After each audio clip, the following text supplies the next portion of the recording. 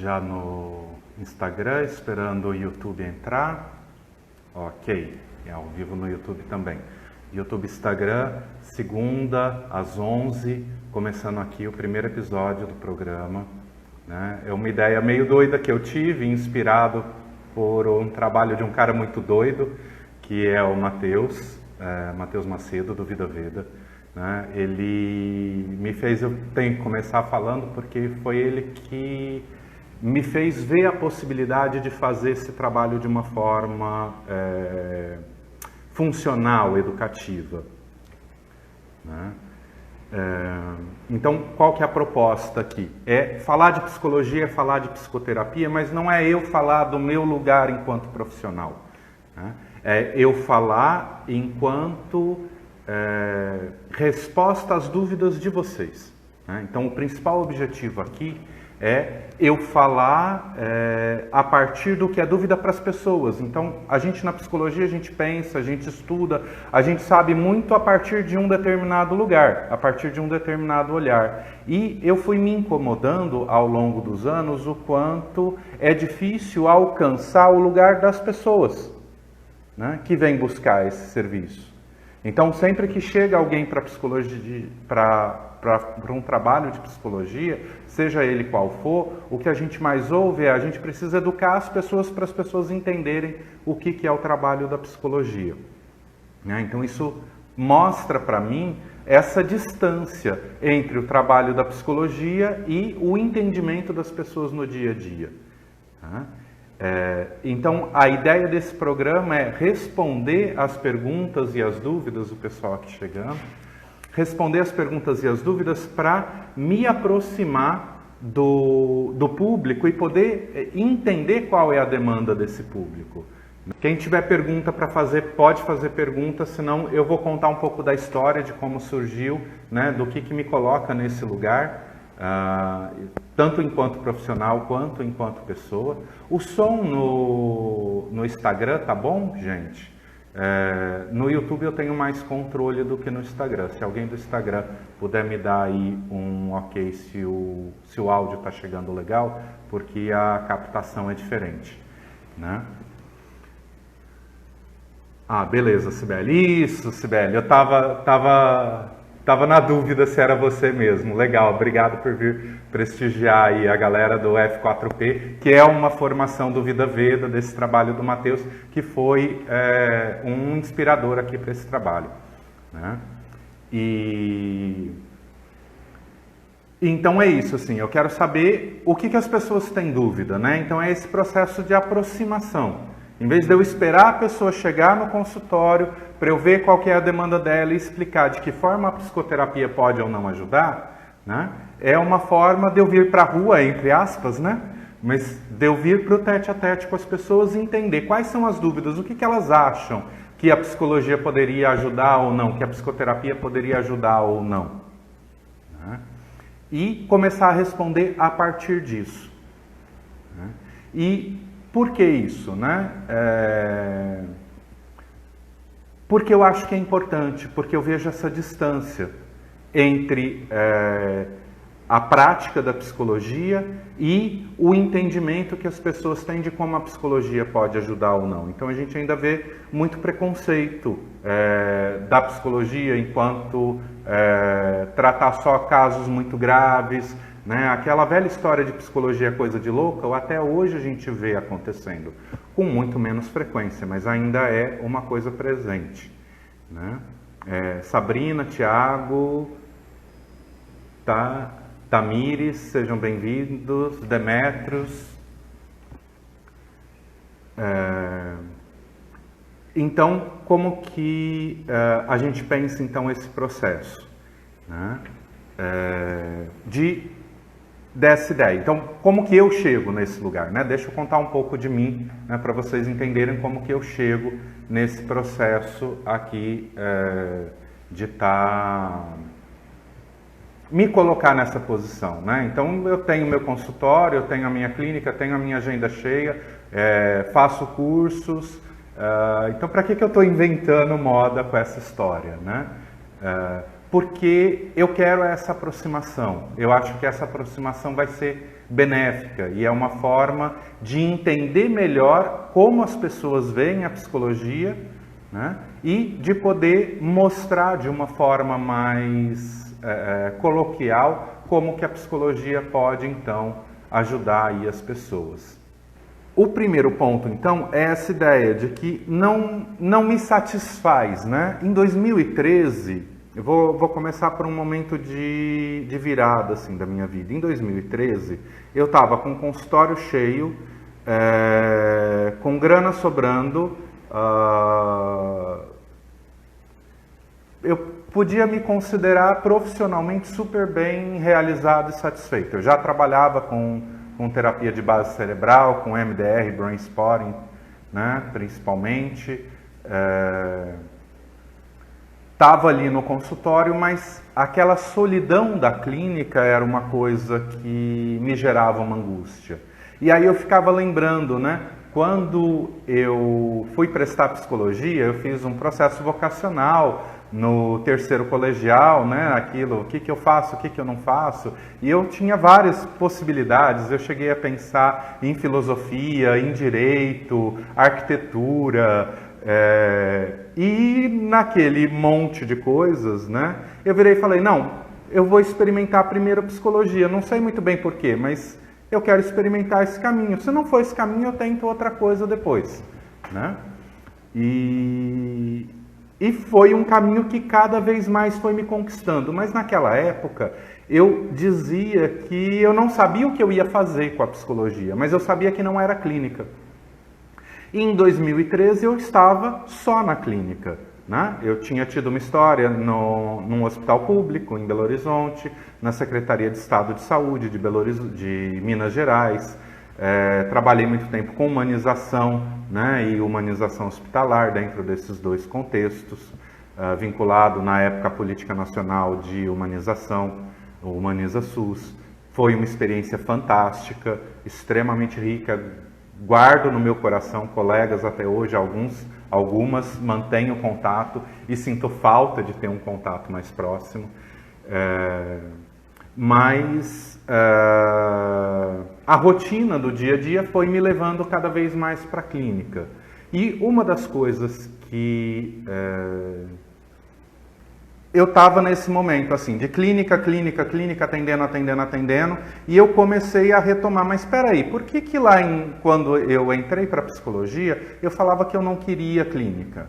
Porque eu vi uma solidão muito grande na clínica, que era exatamente o que eu estava vivendo. Então, eu estava bem financeiramente, eu estava tendo ótimos retornos e ótimos feedbacks com os meus clientes, que era o que me mantinha, que era o que me dava energia, que era o que sempre me motivou dentro da clínica, né?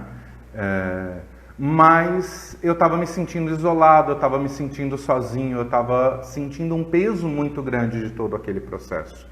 E com uma necessidade de compartilhar mais conhecimento, de trocar, né? De ter mais essa troca com os pares, com outros psicólogos. E aí foi quando eu comecei a me envolver com os cursos de formação, né? Na época, eu já tinha algum envolvimento com a formação de MDR, foi quando eu comecei a me envolver mais com Brain Spotting e depois comecei a dar a formação de Brain Spotting, né? Buscando sair daquele isolamento da clínica. E hoje, de certa forma, o movimento é muito parecido, né? É um movimento onde, de novo, eu busco essa expansão, mas uma expansão que vai além das quatro paredes do consultório, que primeiro foi para o boom da psicologia e para as formações e para dar supervisão e essa troca com outros profissionais. E agora o meu desejo é fazer esse boom de uma integração maior com o usuário, com a pessoa que pode ser beneficiada pela psicologia, né? Deixa eu ver se... achei que era uma pergunta aí. Então, quem tiver alguma pergunta a fazer, fica à vontade. Tem gente entrando que não pegou o início, né? Então, o objetivo agora é fazer essa aproximação, Né? Por quê? Porque a psicologia ela é muito ampla, a psicologia ela é muito grande, a psicologia tem áreas muito diversas. É lógico que vão ter várias perguntas que eu não vou saber responder.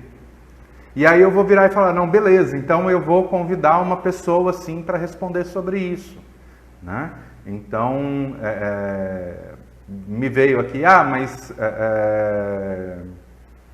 tem uma amiga minha que, por exemplo, estuda psicologia e africanidades e todas as ancestralidades que vêm da África e que trabalham o processo mental e psicológico. Né? Então, podem ter perguntas, por exemplo, que eu vou convidar a Simone, ou que eu vou convidar alguém que está trabalhando mais na área social. Né? Posso, de repente, um dia convidar o Thiago, que já trabalhou no CAPS. E por aí vai, mas a ideia é gerar esse fluxo. Né?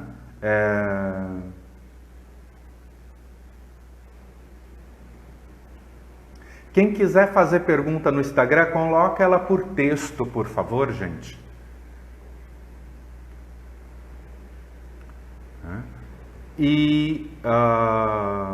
Bom, estou me acostumando com essa coisa de acompanhar chat e de falar, e aí meu raciocínio ainda se quebra com muita facilidade.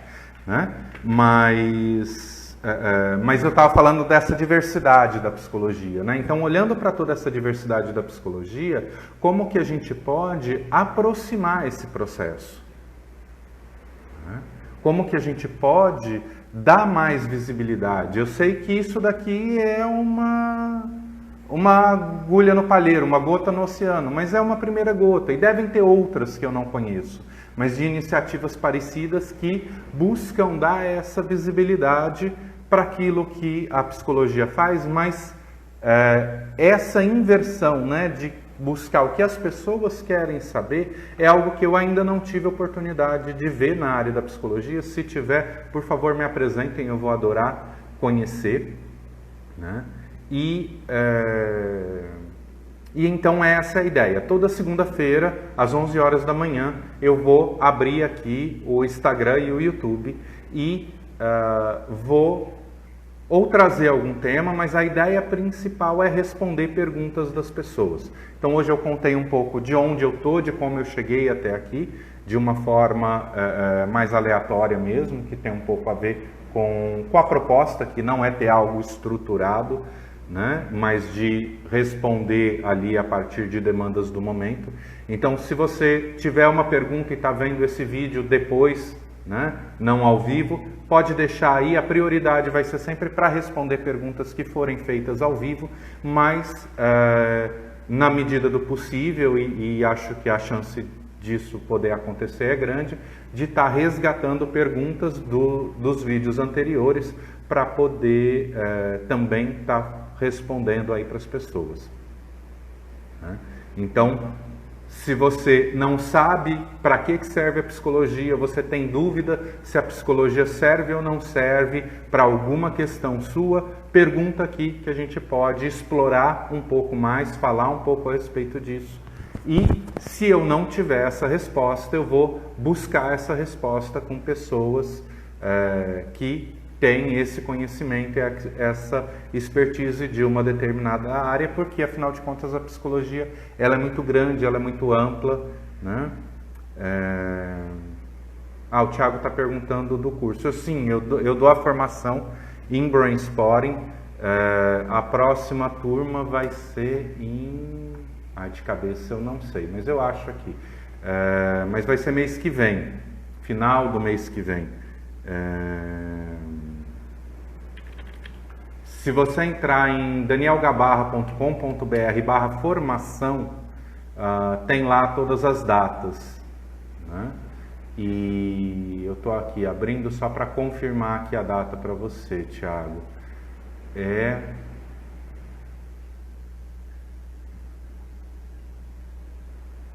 Né? Fazer live e abrir site ao mesmo tempo não é coisa muito simples.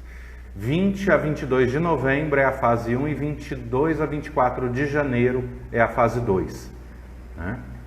Para quem não sabe, né, aproveitar aí que o Thiago perguntou sobre o brainstorming, sobre a data. Para quem não sabe, brainstorming é uma abordagem, né, dentro da psicologia, especialmente costurada numa perspectiva de relação terapêutica, corpo e entendimento do cérebro. Sobre as técnicas, a Sibeli está perguntando sobre linhas técnicas e como saber qual escolher. Tá, deixa eu responder essa questão aqui né, só dar essa contextualizada. Então, o brainstorming, ele é uma abordagem dentro da psicologia integrativa. Integrativa por quê? Porque você não faz só brainstorming, você faz brainstorming a partir da sua formação. Então, eu tenho uma formação de base de psicodrama, então eu faço brainstorming costurado com psicodrama, usando da PNL, usando do EMDR, né? E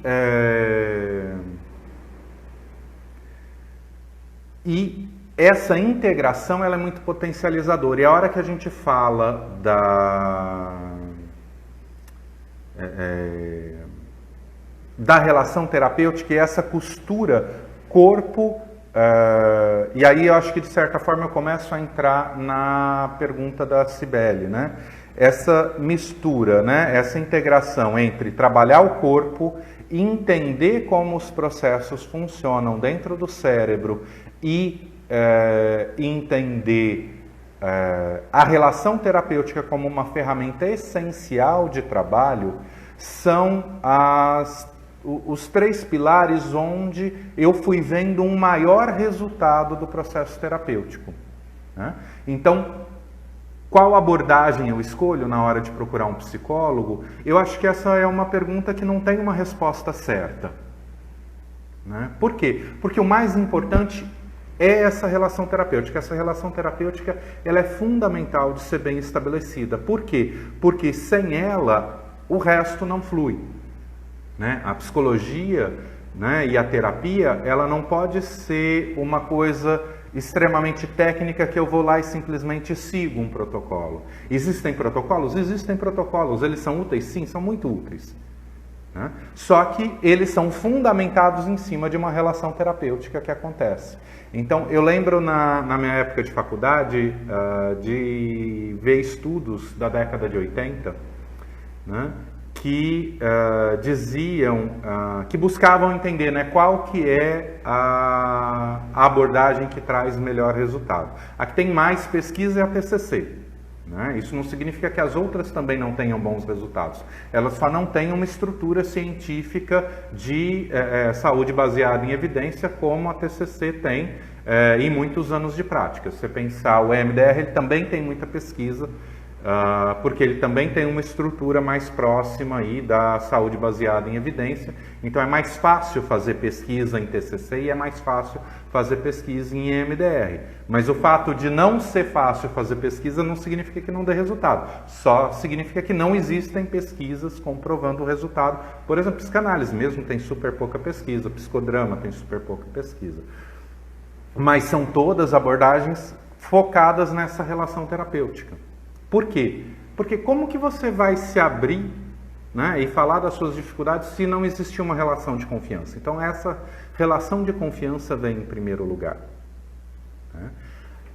Quando a gente soma essa relação de confiança a um trabalho mais corporal e a esse entendimento de como o nosso cérebro funciona, isso ganha potência e isso ganha resultado, né?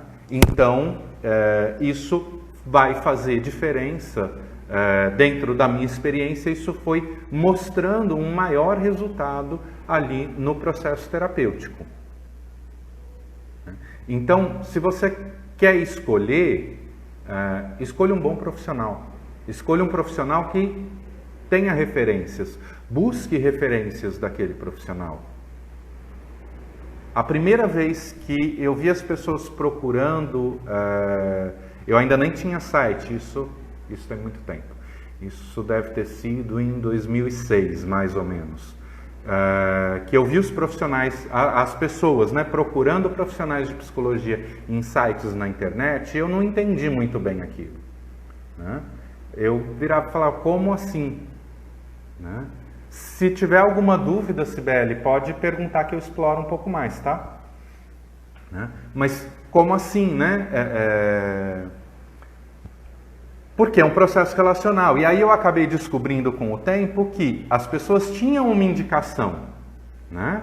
E essa indicação, a partir dessa indicação, elas buscavam informação ali dentro da internet. Então não é simplesmente buscar informação de um profissional, mas eu tenho referências. Né? Então, profissionais que trabalham numa perspectiva relacional, eu acho que eu tenderia a dar preferência para esses profissionais. Eu tendo a recomendar profissionais que fazem supervisão comigo, não porque eles são melhores, não porque elas são melhores, mas porque eu conheço. Então, eu sei do processo delas, eu sei do investimento delas em educação continuada, e psicologia é um eterno conhecimento, a gente nunca para. Se a gente para, a gente estagna.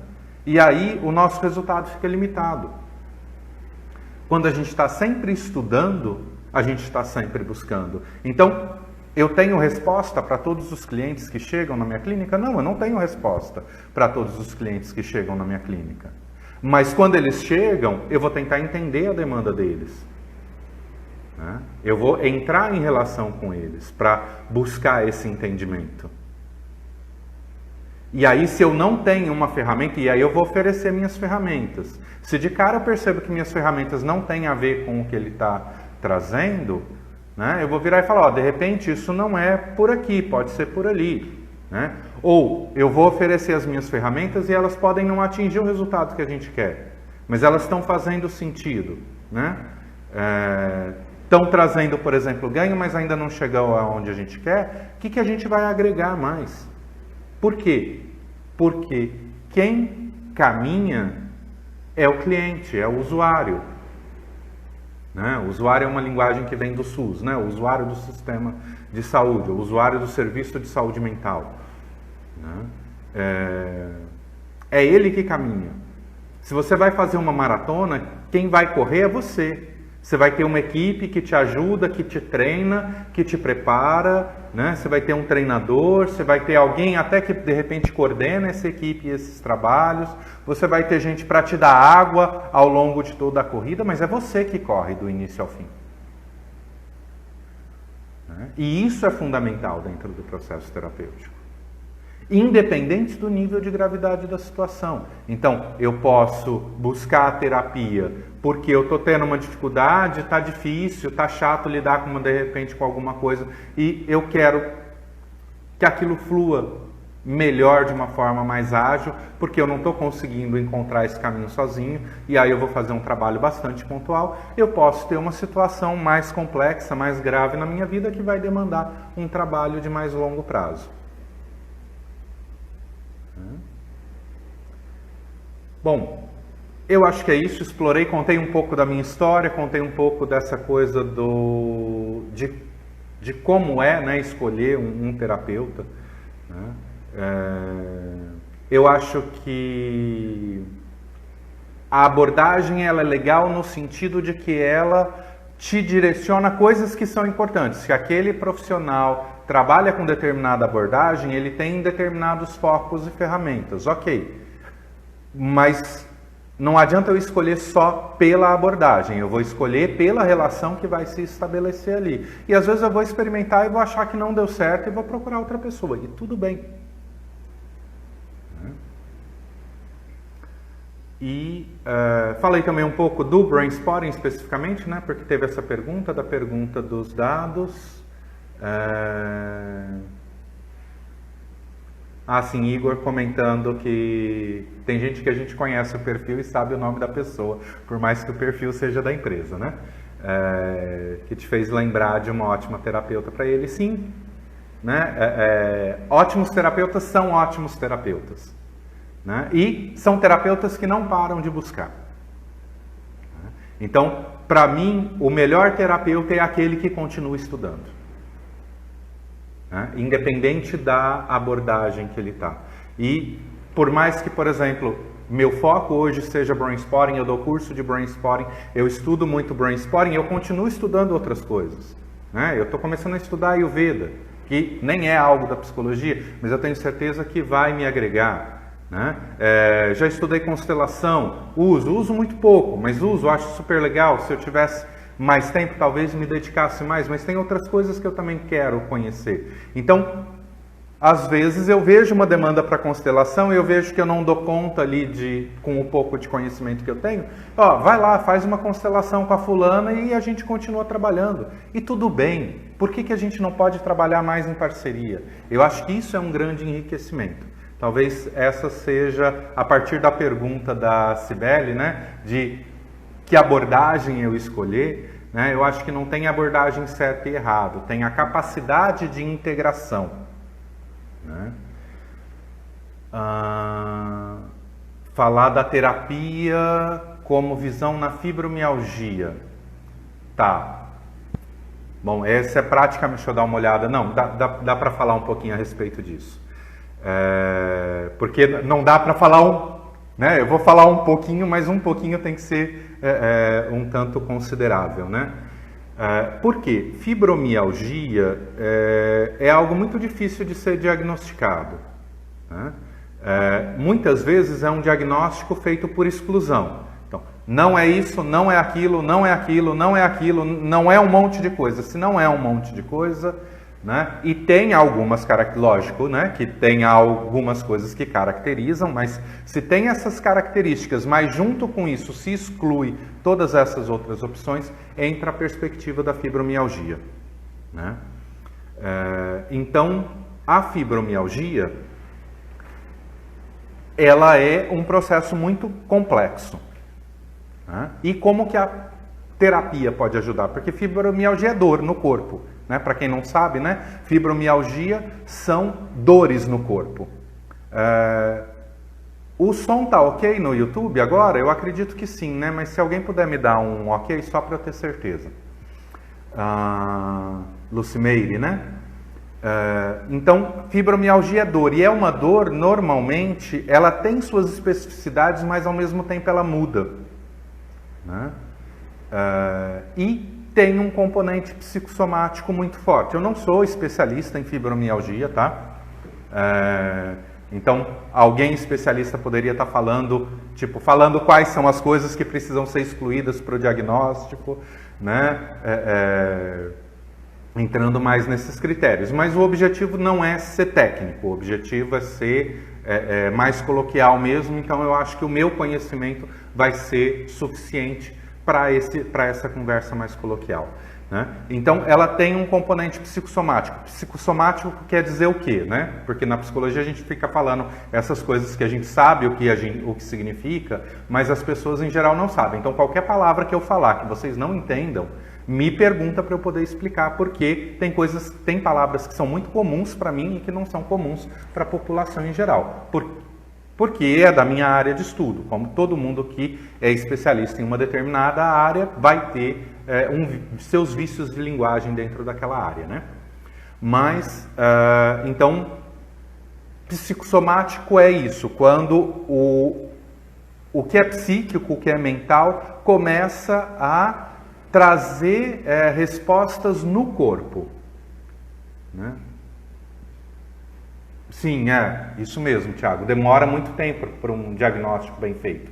Começa com uma suspeita, começa com a exclusão de uma série de coisas, até conseguir se fechar um diagnóstico de fibromialgia. Então, se alguém te der um diagnóstico de fibromialgia logo de cara, suspeita, né? Por quê? Porque é um diagnóstico complexo de se dar, né? E tem muito componente psicossomático. E aí tem alguns estudos estatísticos, né, que vão dizer que em torno de que é muito comum, em torno de 2 anos antes do início das dores, a pessoa ter algum evento traumático. Então, quando chega alguém para mim com uma queixa de dor, a primeira coisa que eu pergunto é o que estava acontecendo 2 a 3 anos antes do início das dores. Né? Que eventos você associa ao início das dores? E às vezes a gente encontra uma série de eventos. Né? Então, às vezes é alguém que lá na infância foi muito negligenciada, aí na adolescência passou por uma série de dificuldades e 2 anos antes dali teve algum evento traumático mais marcante. Por quê? Né? E a dor começa a aparecer. Por quê? Porque o corpo tem memória. Né? E eu tenho achado fantástico o quanto a fisioterapia também está entrando nesse campo da memória corporal. Né? Então já tem muitos trabalhos de fisioterapia que vão nesse sentido, como a microfisioterapia, como a própria osteopatia. Tem outros trabalhos também que nós estamos com um grupo de estudo novo, né, a partir do F4P, né, que é esse curso de Ayurveda. Não é exatamente um curso de Ayurveda, mas é um curso fundamentado em Ayurveda, né, dos 4 pilares da saúde. E a gente fez um subgrupo lá de galera que está a fim de estudar trauma e psicologia do trauma. Né? A hora que... Então, lá eu tenho conhecido também muita coisa nova nesse sentido, e aí tem algumas coisas que eu ainda não guardei os nomes, autores e ferramentas da fisioterapia, por exemplo. Hoje o pessoal comentou de uma lá que eu não conhecia. Mas por quê? Porque o corpo tem memória, e o corpo vai se sobrecarregando com essas memórias. Isso vai gerando tensão, isso vai gerando estresse, isso vai gerando sobrecarga corporal. Uma das coisas que a gente estava falando nesse grupo, né, nesse subgrupo hoje cedo, é da questão do medo. Né? Estoura uma bomba, faz um barulho, qual que é o reflexo?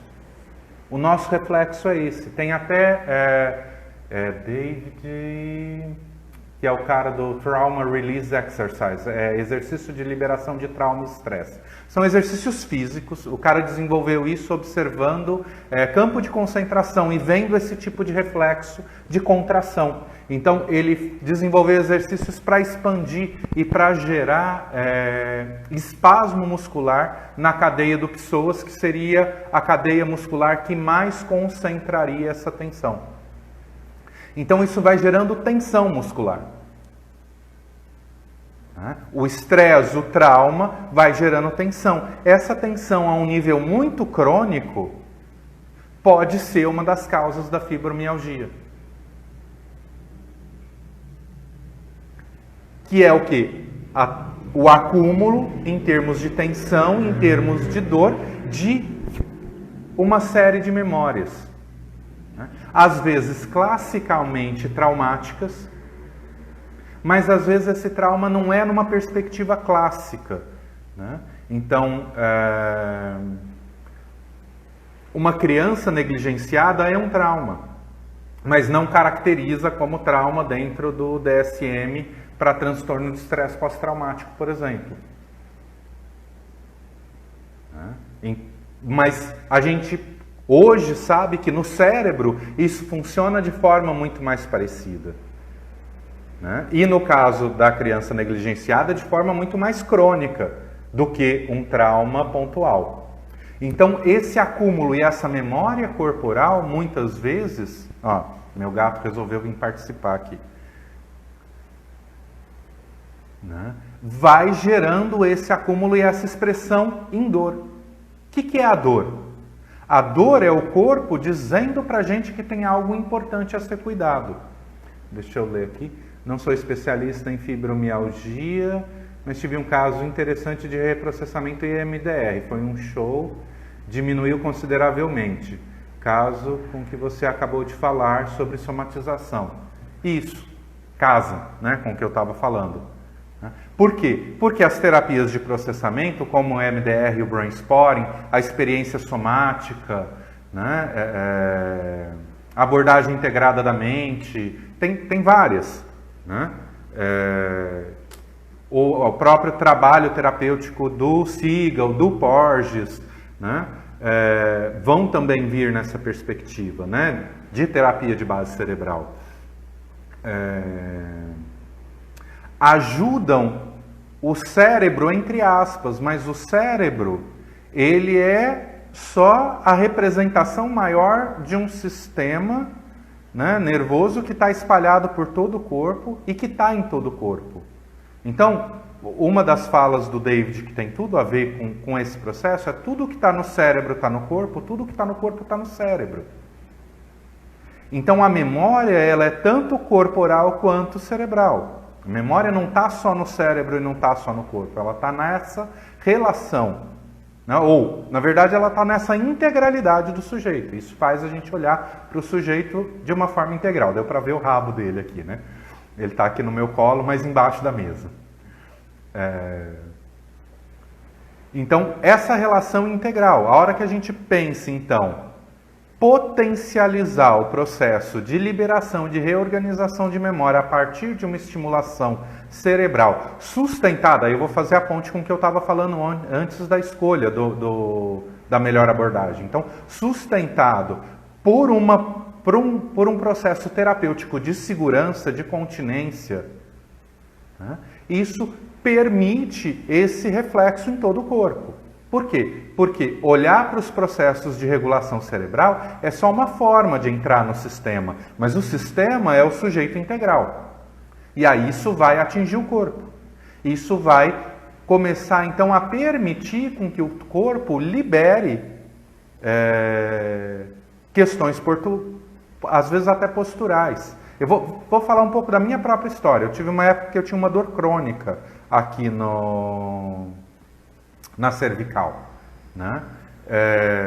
E trabalhando isso, e eu não trabalhei só com terapia, só com MDR e Brain Spotting, né? Mais com Brain Spotting, na verdade. Mas eu também fui buscar recursos da fisioterapia, que também trabalham a memória corporal, como a osteopatia e a microfisioterapia. Né? Então eu saí de uma sessão de microfisioterapia e pela primeira vez minha cabeça encostou de forma confortável naquele suporte do carro. Gente, isso não era mal construído para trás, como que minha cabeça está encostando nele de forma confortável? Né? Porque algo foi desbloqueado no meu corpo. Né? E algumas das memórias que vieram à tona na microfisioterapia, depois eu fui trabalhar na terapia de processamento.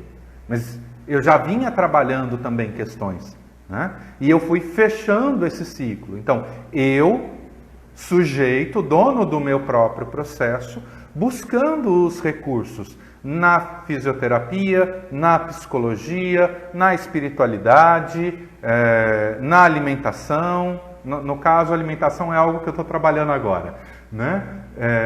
Na época eu não cheguei a usar, então eu tenho certeza que eu vou ganhar ainda mais com o meu corpo. Não, mentira, na época eu trabalhei a alimentação, mas de uma forma não tão ampla quanto eu estou me dispondo a trabalhar hoje em dia. Então, percebe que a gente é um sujeito complexo, né? E nós somos o sujeito de nossa própria saúde. O terapeuta, ele vamos dizer assim, aquele suporte que vai te ajudar a treinar para a maratona, né? Que vai olhar para a tua corrida, para a tua forma de correr, por exemplo, e dizer, olha, experimenta correr dessa forma, vê se essa e essa forma são mais adequadas para a tua postura. Ah não, essa não é adequada para a tua postura, então vamos tentar aquela outra? Né? O que dá melhor, qual que é a forma de correr que pode ser melhor adaptada para o seu corpo para você vencer essa maratona? E a maratona do autoconhecimento é uma maratona eterna, só que com passos extremamente significativos e passos que nos dão uma qualidade de vida maravilhosa. Ok? Eu acho que eu já falei bastante, não sei se... Da pergunta de fibromialgia, se ficou alguma dúvida, se o pessoal ainda quiser questionar aí alguma coisa, mas só para sintetizar essa questão da fibromialgia, então, é um processo muito complexo, é um processo que, para ser diagnosticado, tem que ser diagnosticado com muito cuidado e que vai envolver um trabalho multiprofissional para esse trabalho, né? E o principal agente é o próprio sujeito, para articular o fisioterapeuta e todos os outros profissionais, o psicólogo. Agora, o trabalho dessa memória corporal e emocional, por quê? Porque a memória emocional ela está no corpo também, né? Então, esse trabalho, eu diria que a fibromialgia, eu colocaria esses dois profissionais como muito importantes. Não são só eles que vão dar resultado, e você pode conseguir resultado sem eles, mas eu acho que são dois profissionais que podem fazer uma diferença extremamente significativa no processo, que é o fisioterapeuta que tem esse olhar da memória, e aí o que eu conheço nessa área é a microfisioterapia e a osteopatia, e a psicoterapia nesse olhar também da memória corporal, né?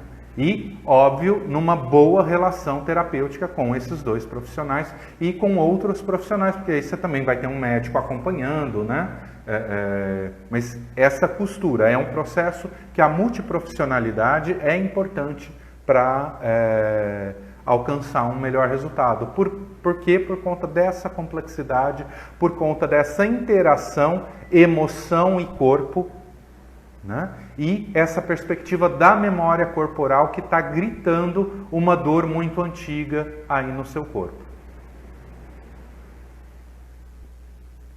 É um trabalho de memória corporal. RR Terapias Ayurveda também é alguém lá do grupo? Só para eu tirar essa dúvida. Eu acho que não é?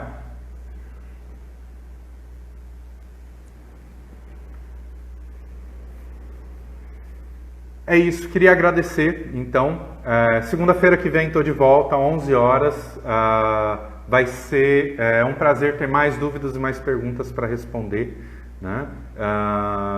Desculpa se eu fui superficial às vezes em algum ponto, né? Obrigado aí pela presença do pessoal do F4P, né?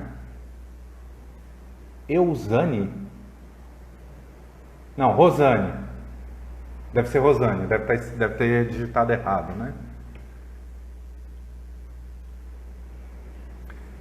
E é isso, a ideia é deixar o conhecimento da terapia e da psicologia mais acessível para as pessoas e entender melhor o que as pessoas ainda não entendem e como que a gente pode fazer essa aproximação. Beleza? Obrigado, gente. Adriana também, Alex, Cibele, Rosane, pessoal aí que passou também, que pôde prestigiar por algum tempo aí. Muito obrigado e até segunda-feira que vem, 11 horas da manhã, respondendo mais dúvidas e mais comentários. Um grande abraço e até lá.